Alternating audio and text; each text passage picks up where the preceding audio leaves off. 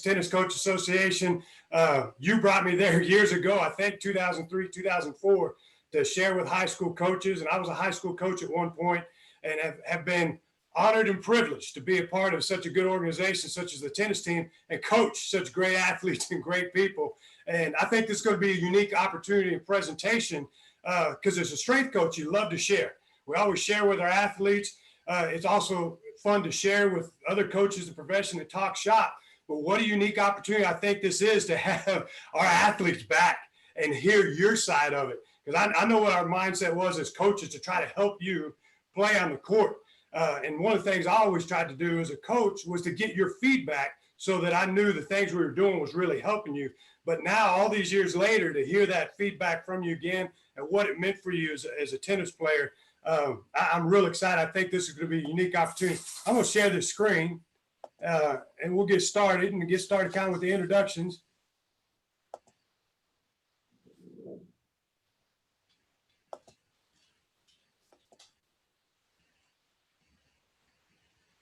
But one of the things I want to do now that we kind of got this started is really talk to our high school coaches about how to sell your strength conditioning as part of your tennis program and help your tennis athletes be the great tennis players that they want to be.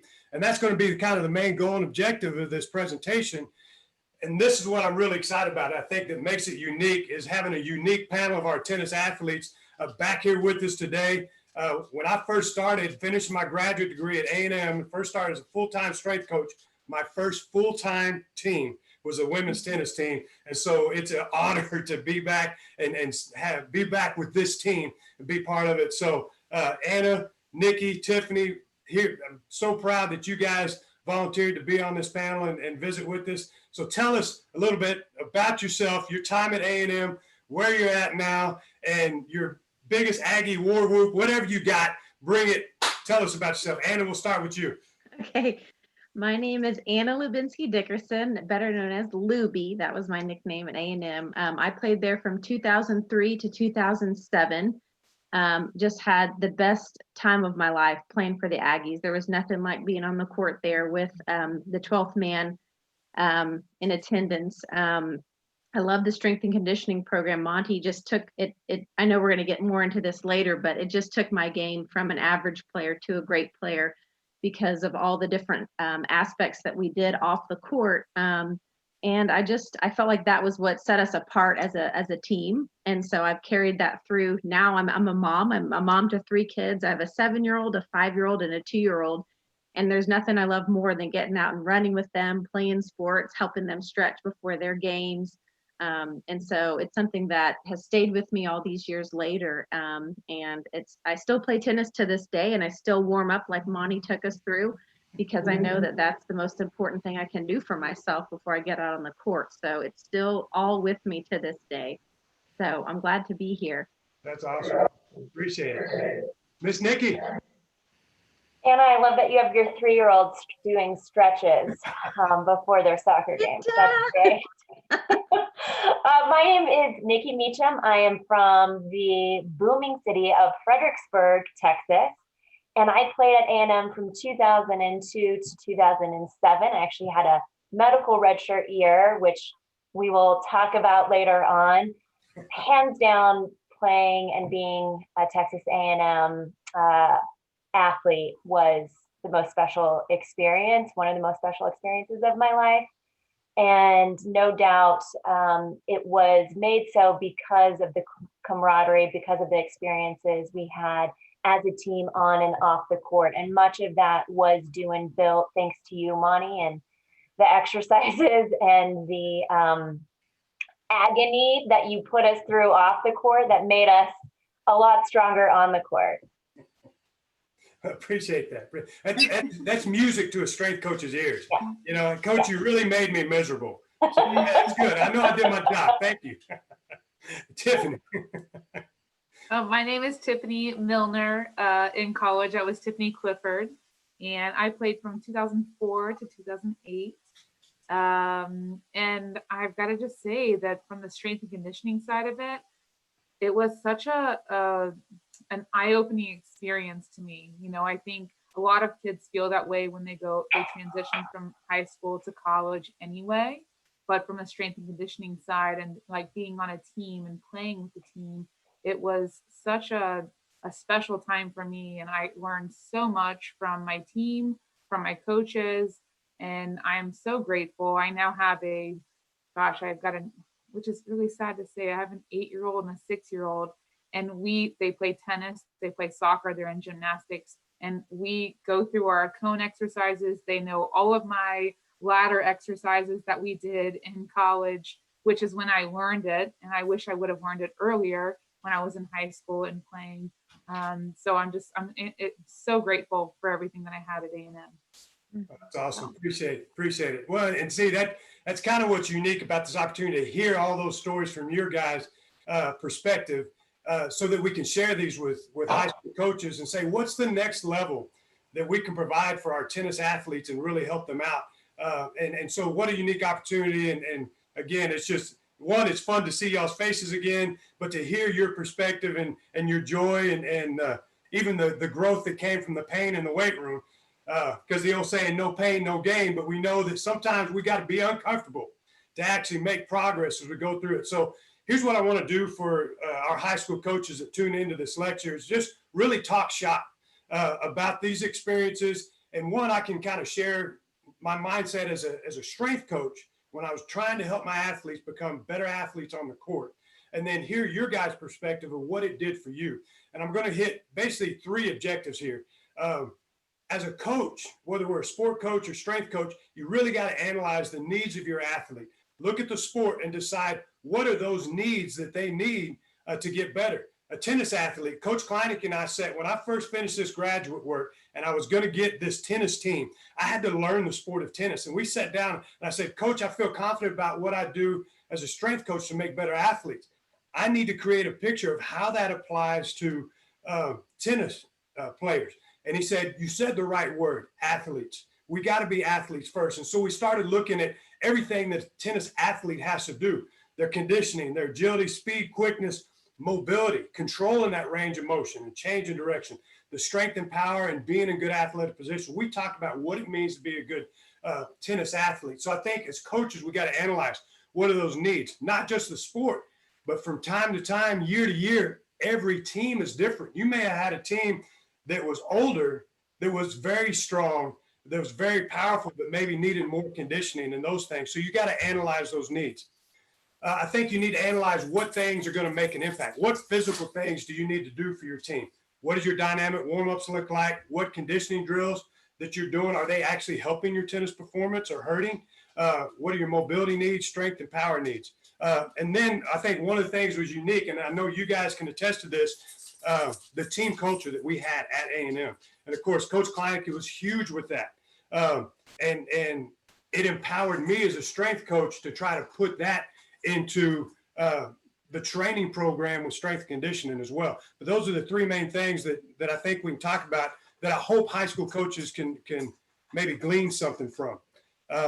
So this is my part talking about this. And if you guys got something, chime in at any time.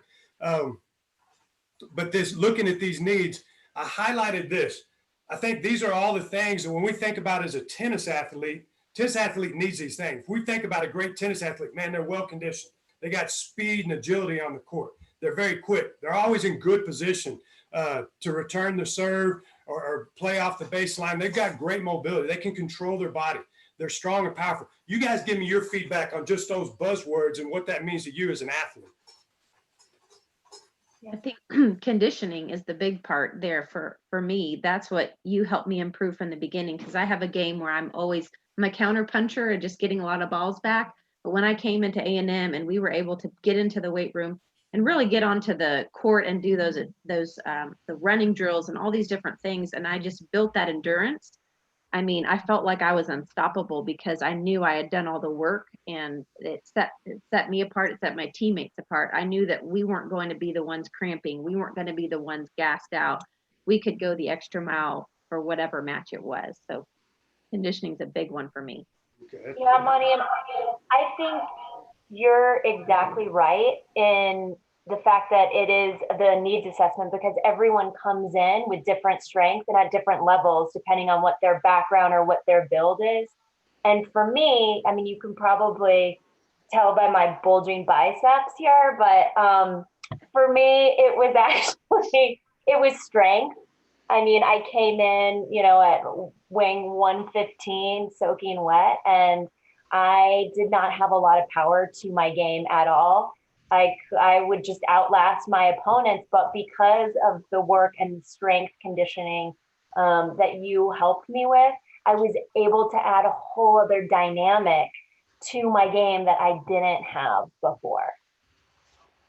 Yeah, and I think I would say, you know, I was a freshman and I got injured actually halfway through the season, and as a freshman, and it was sort of the comeback from my injury. I had knee surgery at the end of my freshman season. It was kind of my it was my reward almost that okay, make it through the season. What you've got some surgery coming, and it was kind of the preparation to that point, and then it was the recovery after that that kind of made me catapult into the next couple of years actually, and really stay injury free from there.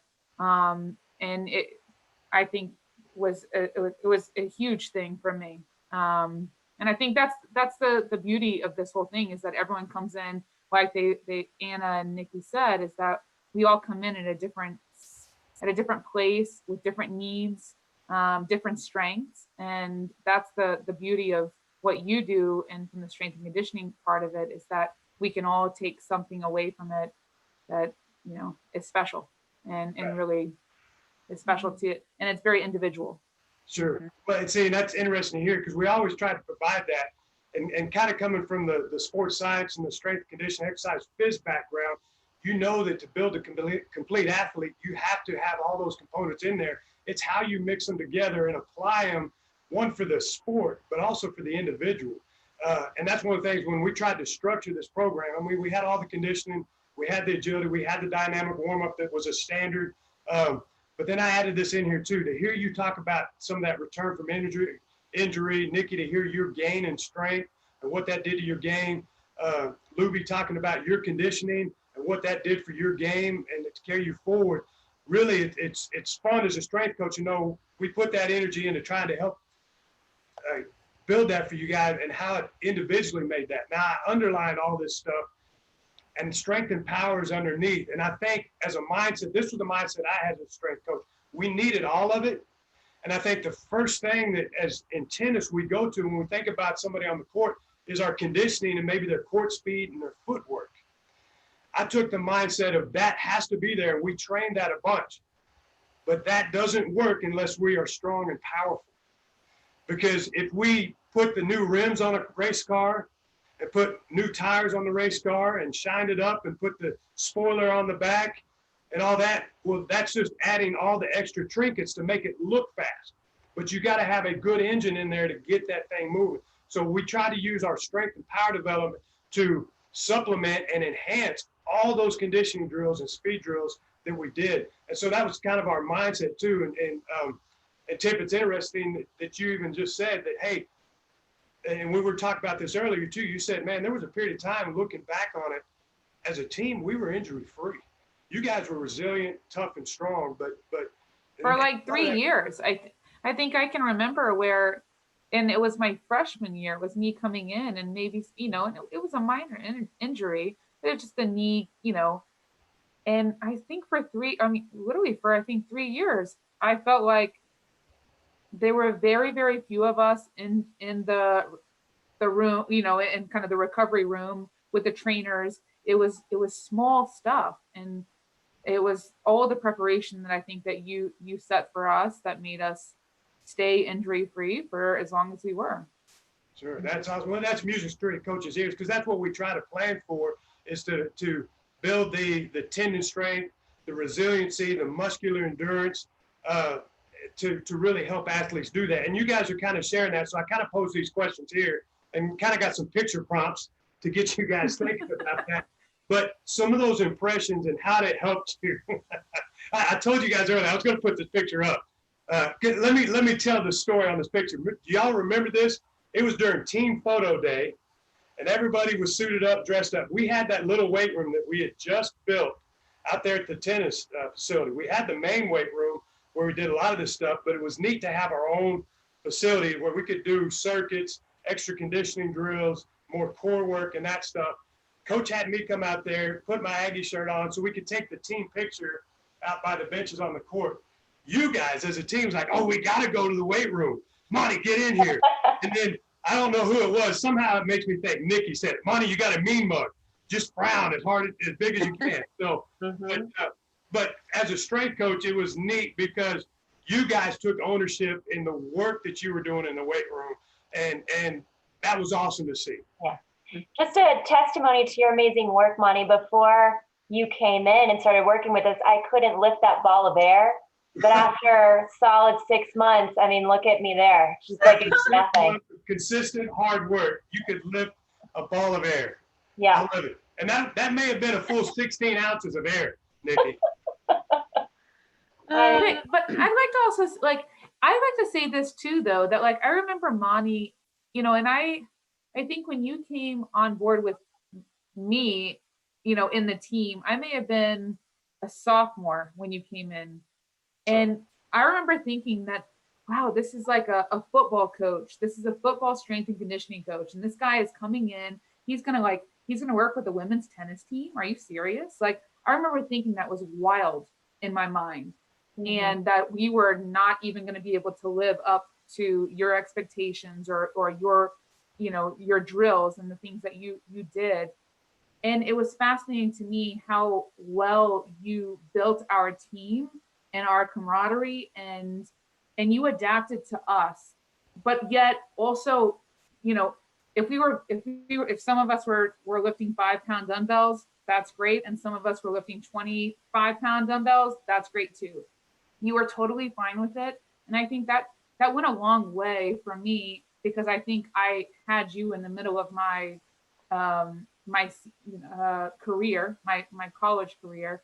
And that was a big thing. I mean, look at you. You're in the background of a women's tennis team coming from a very, very prestigious college football team. And now you're like in the women's tennis weight room. And I think it's a testament to you and what you built around us as a team and as a women's college tennis team. I mean, that's huge in what you did. Mm-hmm. Appreciate that. Yeah. Appreciate it. And I think too, and that's kind to hear, you know, but one of the things I always want to do for a coach, for you guys as a team, but with any athlete, I think as a coach and talk to our high school coaches as well, when you go to the weight room, basically you got to sell everybody on, you got to sell everybody on working hard. And that's a hard sell sometimes because you just got done with 2.5 hours of practice on the courts. You're a little tired, a little physical. I don't see how this drill is going to apply to what I want to do playing tennis, coach. So part of this idea as a coach is I need to sell you on this work and let you know that this is taking you somewhere. And knowing that in a lot of situations, you can't come into a workout situation. I think a lot of people have the false image of a workout's got to be this, let's go. And it's got to be this mad, intense slobber fest of a workout. I always had the mindset of this has to be a positive experience because we got to work hard and I got to know that my efforts are doing something. And so that's something I always wanted to translate to you guys and to my athletes that, you know what, this is a lot of work, but this work is about you.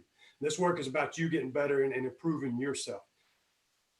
I feel like we still did have some slobber workouts though. Oh yeah, no, there's no doubt.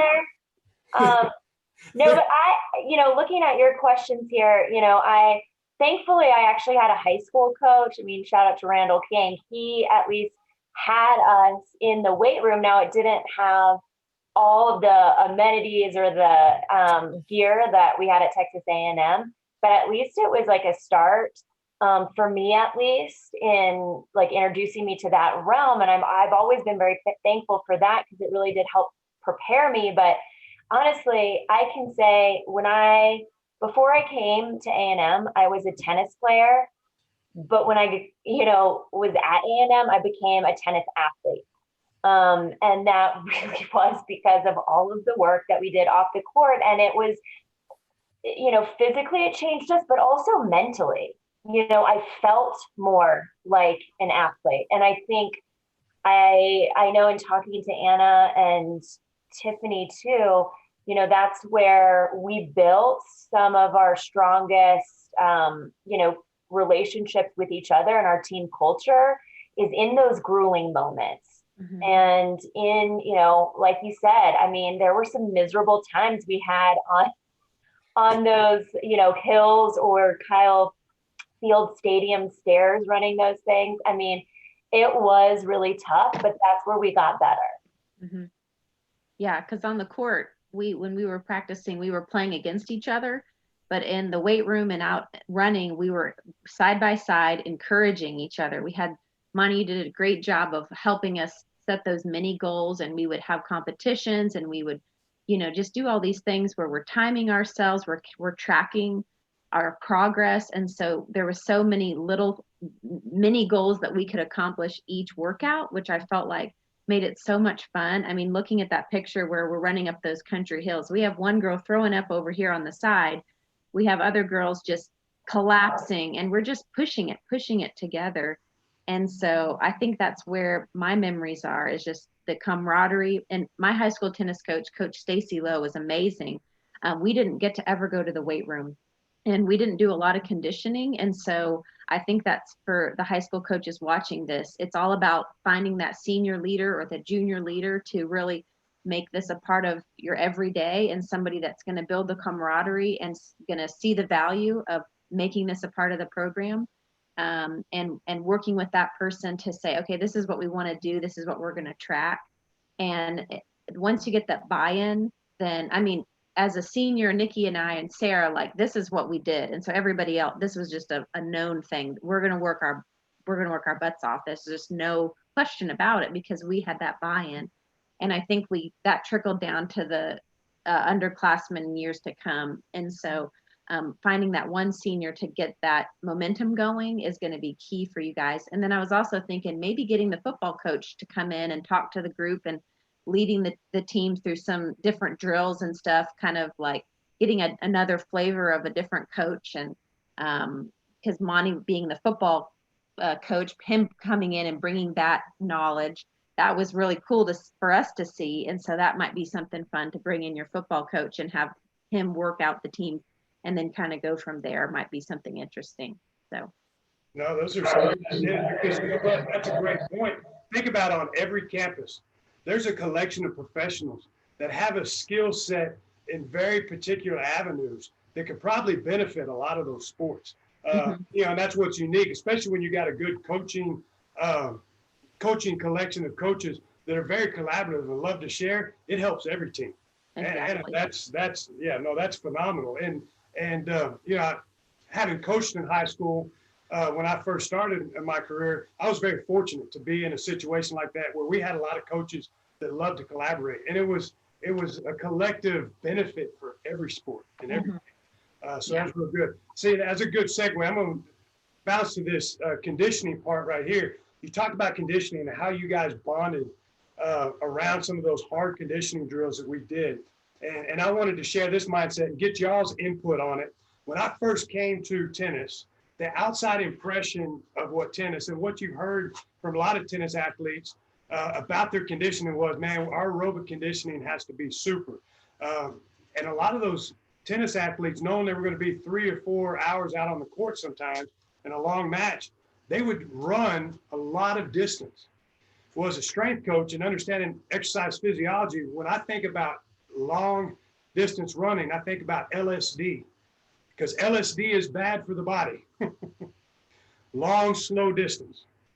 It's a slow, repetitive motion. And when I kind of started analyzing the sport of tennis from the outside, I didn't see a lot of long, slow distance. I saw a lot of short, quick bursts of activity repeated a whole lot of times. And so when I'm looking at it from an energy system standpoint, I said, you know what? The sport and the movement intensity doesn't look anything like a 3-hour jog in the park. It looks like a lot of quick burst of energy repeated over and over.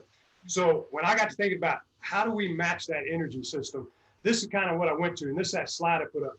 You guys all talked about the half gasser test across the field and back, the blue arrow I got on there. I don't know if y'all remember the field X's. This to me was my easy day. I thought this was the easier day, but we'd run the diagonal of that field, let you walk across the end zone, run the diagonal, walk across the end zone. Now, as a coach, I knew that took about 10 to 15 seconds, well, probably about 15 seconds to get diagonal across, but I also knew it took about a minute to walk that end zone. So my work to rest ratio was about a 1-to-3, which is a hard conditioning day. But I sold it as, you know what, hey, just good tempo, good stride, you know, and then about 20 reps later, I was like, yeah, that was a good day, ladies. So, but your guys' impression, I took the aspect of we're going to take long, slow distance out of this conditioning, and we're going to condition in intervals. And our distance training was this stuff here, the half gassers. We did those ramp sprints right outside Collin Field. Remember that concrete ramp? Some of the stadium runs where we do the interval, I'd have group one go up one ramp or one set of steps, group two, group three, group four. By the time group four got to the top, group one, it's time to go again. Our relays, and then of course Mount Aggie, and then of course our famous hill there. So I put these pictures up and want to get y'all's feedback. Let me give the coaches some of the details on the hill. And I don't know if you guys remember this. We found this country hill, and I actually got this from our cross-country coach at Texas A&M. And that was a good segue. You were talking about collaborating with other coaches.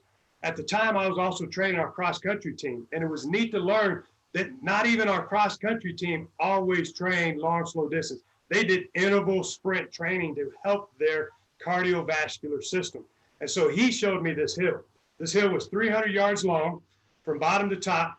I paced it out so the cones were at every 50 yards up there. And then I would blow the whistle. Remember, we started about a 15-second interval. You had to be at each cone the next 15 seconds. Well, that first run, it took about 90 seconds to run this 300 yards. And we do that a couple of warm-up times, and then I drop it down every 14 seconds. I'm blowing the whistle, and then 13 seconds. Yeah. So anyway, the memories, let them come flooding back. I will say, Monty, I will say this about, you know, and for all the coaches that are watching this too, is that I think you did such a great job. I mean, we're showing these hill sprints, these kind of short interval sprints that I vividly remember. You know, in the fields of you setting those cones out and setting the stopwatch. We had to get them to a certain amount of time. But you know, it wasn't like you did this 5 days in a row a week.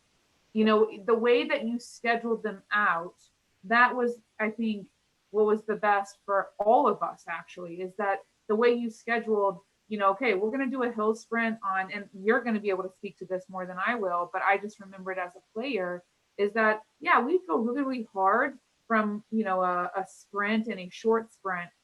It wasn't short to me, but to you say it's a short sprint day, but it's like you're going hard, or a hill run, but we're not doing 4 hill runs in a week. You know, you scheduled it out so that it's part of our training. And, you know, it was hard for us at the time, but it's not like we were doing this every single day. And I think that's important too. Absolutely. Yeah, I agree, Tiff. I do think there's like a strategic deployment of like how you go about it for your athlete. I would again just say, well, first of all, Anna, I appreciate you not saying my name as the person that's off camera throwing up on the side. It wasn't that's you. why I'm not in that picture. But no, I'll go back to this too, because I've heard this from a lot of coaches, namely also, this is my dad, who was my coach growing up as well. And his philosophy about tennis was the best way to get in shape for tennis is just by playing tennis. And tennis is a mental sport.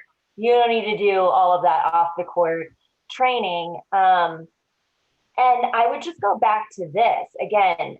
Doing a workout like this, not only is it great from a conditioning standpoint, but from a mental toughness standpoint. Mm-hmm. I mean, the mental toughness that it took to go up this grueling hill when many times you would want to throw up or you would want to quit. The capabilities that we had to build and the mindset that we were able to cultivate because of this conditioning absolutely helped us be more higher performing on the court, and it definitely translates. And so I would just say to the coaches too, if you get resistance from some of these tennis players that have never experienced any of this off the court training, and they've also been conditioned to think that tennis is more of a mental sport and you don't need to concentrate on the physicality as much. I mean, I would also just say, like, look, this is also working on your mental toughness for sure. And I also think, I mean, just finding a couple of outliers. I mean, I remember doing some of these hill sprints, the sprints that Monty referenced on the football field. And it's like, you're kind of not necessarily weeding out, because I was one of the slower ones and I'm the first one to admit it, but I worked my tail off. I mean, I tried, but I didn't make Monty's times, and I had to redo it every single time because I was slow. I was very, very slow, but I mean, I gave everything that I had. And I think it also helped to kind of find on your team, it kind of helped find the leaders on your team and who's going to support the other people with you, and who's going to run that one with me again, because I was super slow, and those really fast ones on your team, who's that fast one that's going to help push me as the slow one, and who's going to come run it with me? Who's going to run that next one with me by myself? And I think that kind of helps too, and just kind of build that team rapport and find some leaders on the team that maybe were kind of hidden or in the shadows. And I think this is a way of being able to find those people. Absolutely. And that's powerful. And it's fun to hear too, you guys, how tapping into the mental aspect of this conditioning really made an impact for you as you play. Because as a coach, you think about that as well. We've got to be uncomfortable to grow. I mean, that's just a fact of life and a fact in the weight room. So at some point, to actually physically make changes, we got to go just to our threshold or past it a little bit. But being uncomfortable mentally too is an opportunity to grow. So when you're on rep number 10, running up a 300-yard hill and you're about to puke and you feel like you can't go on, but as a strength coach, I know we've been building our conditioning since August. And now here we are in November on the hill. I know that we've put the time in, that physically the preparation is there. The mentality has to catch up to that too, because at the time when we're all this way, fatigue makes cowards of everybody. But at some point you have to be uncomfortable enough to know that I can push on. And it's a one small decision to say, I can do this. And Tiff, to your point, some of those athletes that are going to struggle, when you have somebody that's in your corner that says, you can do this and I'm here with you, man, that might be that small decision. Yeah. And then that athlete knows, you know what, I can fight.